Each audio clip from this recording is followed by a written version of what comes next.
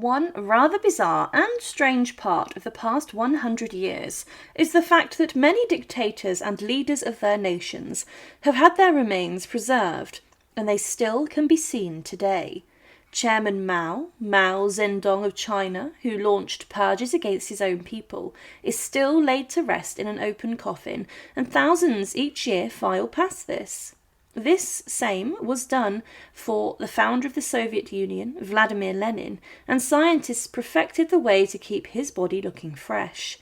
The truth is that these men had their bodies covered in chemicals, and it's not a fair reflection of a human body today. But notably, many of these leaders are communists. There were more who had ruthless deaths and ends at the anger of their people, and in the years after his death, the grave of Nicolae Ceausescu, the Romanian dictator, was even broken into. In this documentary, we look at the fates of the communist leaders' bodies and corpses in the years after their deaths. And to support our channel, please make sure to subscribe. By the mid-1970s, Mao was a frail and very sick man. Decades of heavy smoking and unhealthy lifestyle had taken a serious toll on his body. He suffered from Parkinson's disease, which left him with shaking hands and slurred speech, and he also had heart and lung problems, which made it difficult for him to breathe. In his final years, Mao often appeared in public looking weak, propped up by aides and rarely speaking more than a few words. His mind, too, was failing him. Although he still held the title of chairman of the Chinese Communist Party, much of the real decision-making was being handled by his close circle of advisers, including his wife, Jiang Qing, who was part of the radical Gang of Four. Despite his failing health, Mao continued to live inside of the heavily guarded Zhengani leadership compound in Beijing. Doctors, nurses and political aides watched over him day and night. But by 1976 it was clear his time was running out. In the year 1976, it was already a troubled one for China. In January, Mao's close ally and Premier Zhou Enlai had died. Zhou was widely respected by the Chinese public, and his death caused a huge outpouring of grief, and later that year, in April, protests in Tiananmen Square against the radical policies of Mao's allies were brutally suppressed. Then, in July, a massive earthquake struck the city of Tangshan, killing hundreds of thousands of people. Many saw these disasters as ominous signs that the country was facing a turning point. As Mao's health deteriorated in the summer of 1976, senior leaders in Beijing prepared for the inevitable. But Mao's illness was kept closely guarded. Only a small inner circle knew the true extent of his decline, and by early September, Mao was gravely ill. He suffered a series of heart attacks, and his condition rapidly worsened. Despite the efforts of his medical team, there was very little they could do. And on the 8th of September, he slipped into a coma. And in the early hours of September 9th, 1976, at 12:10 a.m., Mao Zedong died. The announcement of Mao's death was made later the same day. It was delivered in the most solemn and formal way through Chinese state radio. The broadcaster's voice cracked with emotion as the news was read. The great leader and teacher, Chairman Mao, has passed away. For many Chinese citizens, hearing these words was a shock. Mao had been the face of the nation for nearly 30 years. He had led the Communist Party to victory in 1949, founded the People's Republic of China, and dominated every part of life since then. His portrait hung in every school, office and village hall, and he was spoken of as the great helmsman, the man who guided the ship to state. To hear that he was gone was almost impossible to believe. The days after Mao's death saw extraordinary scenes of public grief. In Beijing, millions of people dressed in black armbands and bowed before Mao's portrait. Loudspeakers in villages and towns across the country played funeral music. Newspapers printed his image on the front of papers surrounded by black borders, and ordinary citizens wept in the streets. Many knelt in front of Mao's statue in Tiananmen Square, crying uncontrollably. Some fainted from emotion, and others wrote poems and letters to Mao, thanking him for what they believed he had given the nation. At the same time, the mourning was also carefully managed by the Communist Party. Mao was praised as a genius, a hero, and the saviour of China. The darker parts of his rule, the famines caused by the Great Leap Forwards or the chaos of the Cultural Revolution, were not mentioned. Mao's body was placed in state at the Great Hall of the People of Beijing. Thousands of high-ranking officials and foreign dignitaries came to pay their respects. His body was dressed in a simple grey suit, lying in a glass coffin surrounded by flowers. On September 18th, a massive memorial service was held. The ceremony began with 3 minutes of silence across the nation. Trains stopped, factories paused work, and even traffic was halted. Sirens and horns echoed across China in a final salute. Hao Gunfeng, Mao's chosen successor, delivered the main eulogy. He praised Mao as a great Marxist, a great proletarian revolutionary, strategist and theorist. The message was clear. The party would continue under Mao's guiding ideas, even if the man himself was gone. After the funeral, Mao's body was embalmed. Instead of being cremated, as he had once wished, his remains were placed into a specially built mausoleum on Tiananmen Square. The Chairman Mao Memorial Hall, completed in 1977, still houses his body today, where millions of people have lined up to see him. Now, as mentioned, still today, the body of Mao can be seen and visited, and he looks as if he is just asleep. Mao himself requested that his remains were to be cremated, but powerful officials in government, including his own widow, decided he should be embalmed and put on display in a similar way to other communist leaders, such as Vladimir Lenin. Before the natural process of decay had set in and took hold, Zai Liao, who was involved in overseeing experimental scientific techniques, was brought in to view the leader's body, and he was then tasked to try and cool the corpse. It had been placed inside of a wooden coffin behind a heavily constructed glass box, and the body was at room temperature beneath hot electric lights. The aim of the scientists was to get the temperature down to around 4 degrees Celsius, and the body could not be frozen. At the time, Chinese systems to do this were basic, and with hours nitrogen gas had been brought in to surround the corpse, and Mao's body temperature was brought to around 8 degrees. People worked around the clock to keep his body cool, and it took 8 days for the work to be done. The corpse was drained of fluid, was injected with formaldehyde to keep it pristine, and during the process things did go a little wrong, and it was said that the former ruler's head swelled up like a football.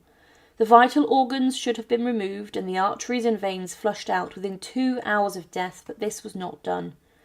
Today, the visible parts of the body are surrounded by a dry atmosphere on view in the crystal case, but all other parts are covered by clothing, and these are suffused in a liquid, and the public cannot see this. At the end of the day, of each showing, the body is lowered into a special humid container and kept at low temperature, and once a year the hands and face are completely moisturised. The legacy of Mao's death is complex. For many Chinese people in 1976, it felt like losing a father figure. They remembered him as the man who had united the country, defended it from foreign powers, and had given it a sense of pride. But over time, historians and ordinary citizens alike have looked more critically at his rule. Mao's campaigns, the Great Leap Forwards in the 1950s and the Cultural Revolution in the 1960s. These caused immense suffering, famine, violence, and the deaths of millions of people. His leadership left deep scars that are still felt in China today. Even so, Mao's remain an iconic figure. His portrait still hangs over the entrance to the Forbidden City in Beijing. His face is printed on every banknote, and for the Chinese Communist Party he remains a symbol of revolution and national unity, even if his policies are no longer followed in practice. The death of Chairman Mao on September 9, 1976, was one of the most significant moments in modern Chinese history. It brought to a close a period of radical revolution and opened the way for major changes. The days of mourning showed just how deep Mao was woven into the fabric of Chinese society. Vladimir Ilyich Lenin was one of the most influential figures of the 20th century. As the leader of the Bolshevik Revolution in 1917 and the founder of the Soviet Union, his ideas and actions reshaped Russia and sent shockwaves across the world. Yet, despite his reputation as a tireless revolutionary, Lenin's life was cut short at the age of just 53. His death in the January of 1924 was the result of illness, political stress, and the lasting effects of an assassination attempt. Understanding how Lenin died gives us insight not only into his personal struggles, but also into the turbulent early years of the Soviet Union. Lenin was never a particularly healthy man. Even in his 30s and 40s, he suffered from migraines, nervous exhaustion, and insomnia, which were made worse by his intense workload and constant revolutionary activity. The years of exile in Switzerland and hiding in Europe before 1917 had been stressful, and the civil war that followed the Bolshevik seizure of power placed even greater strain on him. But the real turning point in his health came in the August of 1918. Just months after the Bolsheviks had taken control, Lenin was shot twice by a socialist revolutionary named Vanya Kaplan. One bullet struck his shoulder and another lodged near his neck. Though doctors managed to save him, they could not remove all of the bullets safely. At least one remained in his body, and historians believed it contributed to his long-term health problems. From that moment, Lenin's health began a slow decline.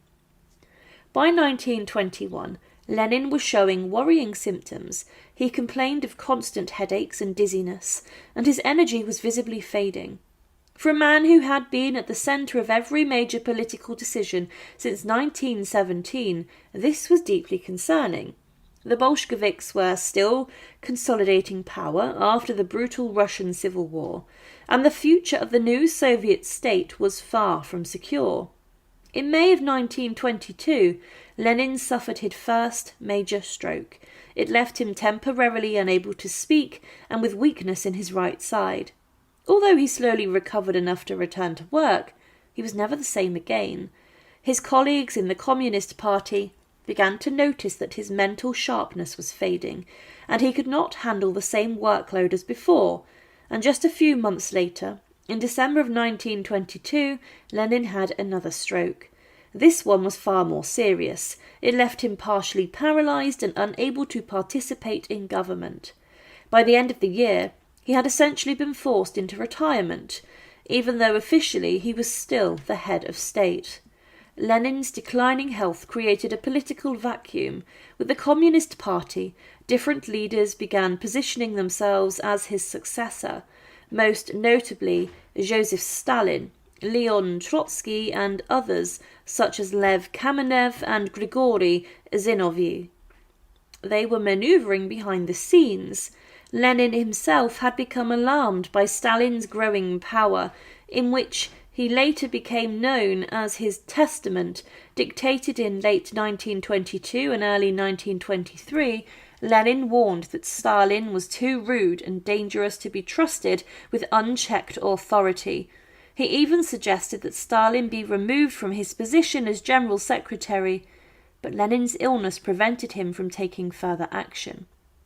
After March of 1923, when he suffered a third and final stroke, he could no longer speak at all.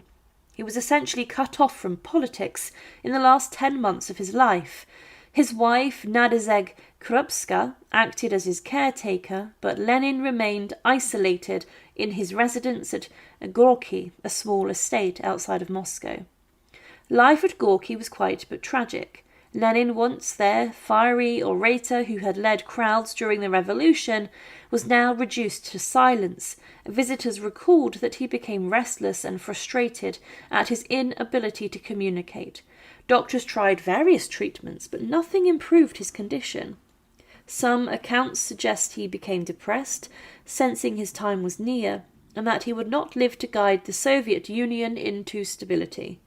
In early January of 1924, his condition worsened.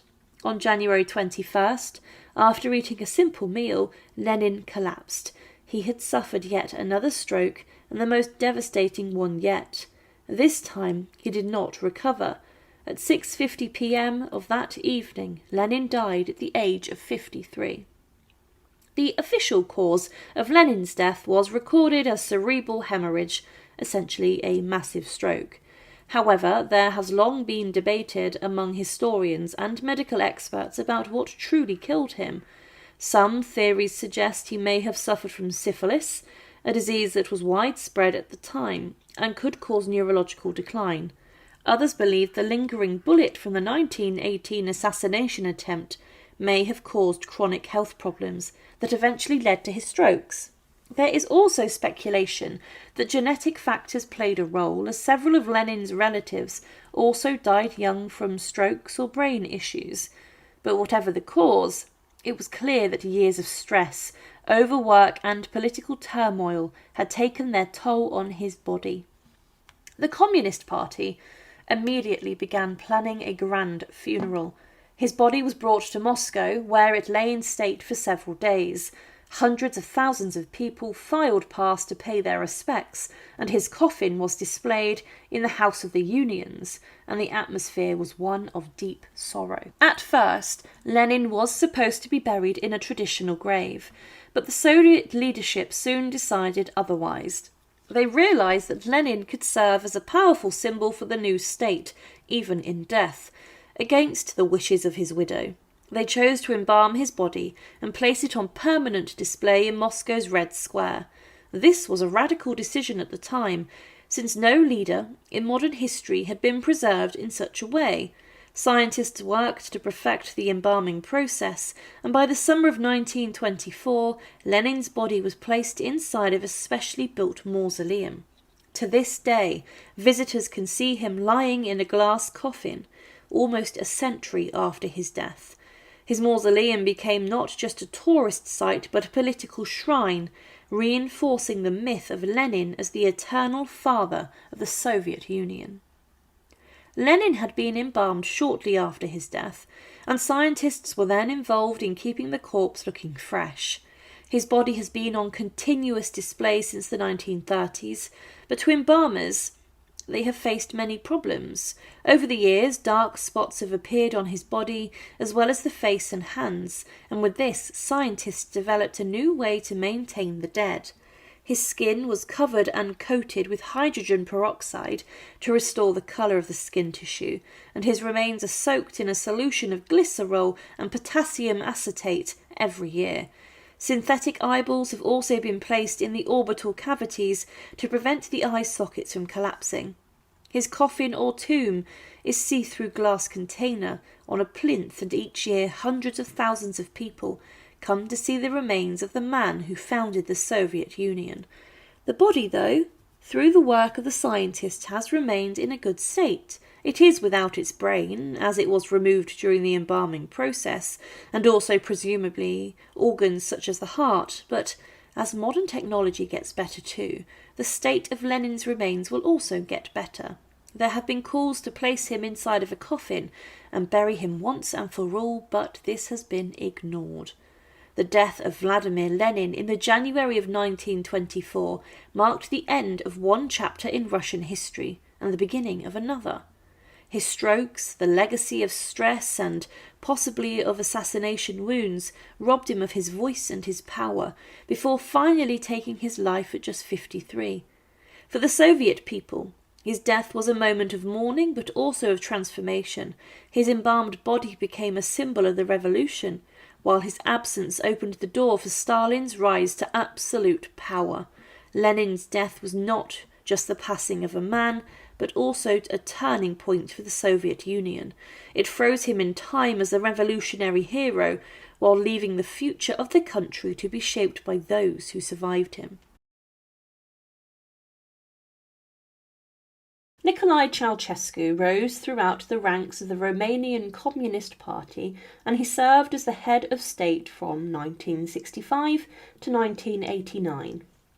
He was someone who is classed today as a dictator, and he was married to his ruthless and power-hungry wife, Elena.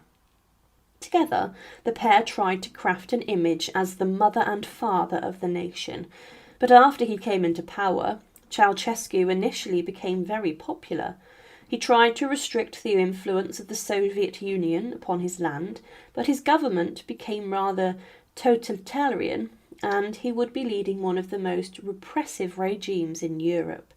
He employed a secret police force to round up and spy upon those who were suspected of dissenting against him, and he also controlled the media and the press. His wife Elena even ensured that she would never be captured in side profile in photographs, as she was concerned about her large nose. Elena was a very vain woman, and Nicolae claimed that when he first met her, he never looked at another woman in a romantic way. There was further repression inside of Romania, and also human rights abuses documented.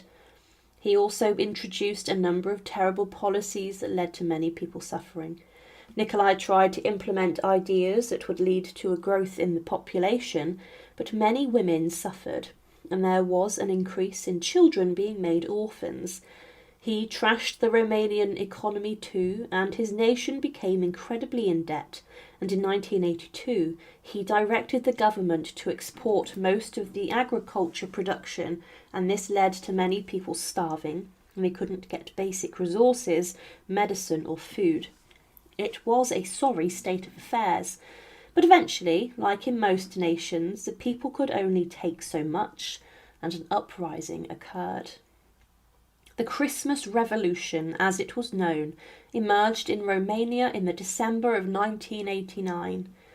To begin with, the protests began because of the deportation of an influential preacher, but as the days continued, the original cause of the outrage and uprising was lost, and the people began to call for an end to the Ceausescu's tyranny. They had grown tired of the man and woman at the top of their government. Inside different towns and cities, revolution broke out, and Nicolae Ceausescu left his wife Elena to deal with this, as he went off on a state visit to Iran, but Elena in principle could do very little. Eventually the army and military were ordered to fire on unarmed civilians, and there was a number of deaths. Upon her husband's return, a huge rally was organised in a square in Bucharest, and Nicolae Ceausescu, alongside Elena, lectured the crowd, and he performed a bizarre and disjointed speech. He did not have command over the crowd, and there were gunshots or fireworks heard, and there was then a general panic, but further fighting broke out between the protesters and Ceausescu's army. But at this point, some soldiers and members of the militia were beginning to actually switch in their support from the dictator and his wife to the rebels. They began to refuse to fire at civilians, and they took on the side of the people. At 12:06 on the 22nd of December 1989, the Ceausescus tried to flee the Central Committee building, where they had been holed up. A helicopter arrived to get them out, but they just managed to take off before rebels would storm onto the rooftop. The Ceausescus were feeling like cornered rats, and they could not find somewhere safe to land. Eventually their helicopter was brought down in a town in Targosvite, but it was not long before they were captured by local insurgents and police, and they were then taken to a military barracks where they were taken to trial. This trial occurred on Christmas Day, 1989, and it was clear that the legal proceedings had already been determined. It was obvious that the Ceausescus would be condemned to death, and there was no chance for them to defend themselves. Neither was there any legal counsel given to them. Elena Ceausescu was furious, and she went down kicking and screaming, and she refused to acknowledge the legality of the courtroom, and she thought she was being murdered a martyr. Following the guilty verdict and death sentence being passed, Elena and her husband were then taken out of the courtroom, and they were told to stand by the side of the wall of the military barracks. Nikolai began to sing and whistle in his final moments, but Elena was much more desperate. She screamed at the soldiers, calling them sons of dogs, and she would not settle. She had her arms secured to prevent further struggle, but in quick and efficient fashion, Elena was then faced with her firing squad, a collection of paratroop soldiers. There had been dozens who had been volunteered to shoot the dictator and his wife, but the paratroopers opened up their machine guns incredibly quickly. They shot before the instruction to fire had been given, and the television cameras, which had been set up to capture the grim spectacle, missed half of the gunshots because of how quickly they were shot. After this, their bodies were then packed away inside of a coffin and were taken to the Ghencea cemetery in Bucharest. They were buried with a simple grave, but on different sides of a path that ran through the cemetery in separate plots. They were not, to begin with, buried in the same grave, but it was no secret where the Ceausescus were buried. Communist symbols and many flowers decorated the graves regularly, but as the decades passed, the daughter of Elena and Nikolai asked for the remains to be dug up. She wanted her mother and her father to be buried together in the same plot. It was in the year 2010 that the graves of Nicolae Ceausescu and his wife were opened and disturbed. The reason this occurred and took place was to ensure that the bodies buried inside of these graves actually belonged to the dictator and his wife, as there was some seeds of doubt that had sprung over the years. For this to be confirmed, DNA testing was ordered. The graves were opened and the coffins of the Ceausescus were all opened. Many people witnessed the exhumations from within the cemetery. Pathologist specialists exhumed the bodies inside of the Ceausescu graves, and they lifted the corpses. For Elena Ceausescu, there was actually very little left of her, to the point that no DNA could be collected from her remains. Nicolae Ceausescu's remains were in a better state, and it was said that his body was still wearing the black winter coat and the grey fur hat that he was pictured wearing during his execution decades before. He had been buried in these, and DNA was extracted from Ceausescu's body, and it was later sent back to the laboratories for testing. Later it was confirmed that the remains inside of Nicolae Ceausescu's grave were in fact his, as a DNA match was confirmed with the Ceausescu's son. With this it's confirmed that the remains inside of the grave were in fact the former dictators, and the doubt was gotten rid of. The bones of Elena were not tested, as not enough DNA was able to be extracted, but with the proximity of the burial to her husband, and with the fact the grave was marked, it was accepted that these remains were in fact Elena's. It isn't known why the bones of the dictator decayed much slower than his wife's. Probably her coffin may have not been sealed as well as her husband's. The burial of the Ceausescus was known to have been rather quick and rapid, and they were thrown inside of graves with no embalming, and little protection to the bodies was given. The DNA of Nicolae Ceausescu was actually confirmed twice, with his brother also giving a sample to confirm it. The bodies of Nicolae and Elena Ceausescu were then buried inside of the same cemetery, in the same grave, and today there are many people who flock to the grave to pay their respects. Their bodies are marked by a tombstone, a small distance from where they were originally laid to rest. The executions of the Ceausescus was ruthless and were brutal, but for many inside of Romania, it started the beginning of a new way of life.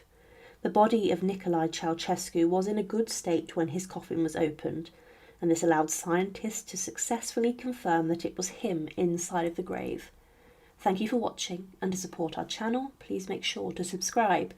And again, thank you so much for watching.